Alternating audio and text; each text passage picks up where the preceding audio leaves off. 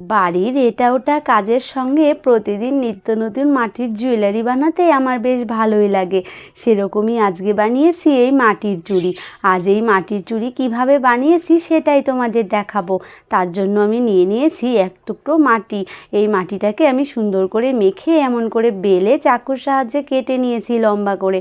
তারপর চুড়ি বসিয়ে একটা রাউন্ড শেপ দিয়ে নিয়েছি। তারপর আমি এটাকে শুকোতে দেবো। হালকা শুকিয়ে যাওয়ার পরের প্রসেসিংটা আমি তোমাদের দেখাবো।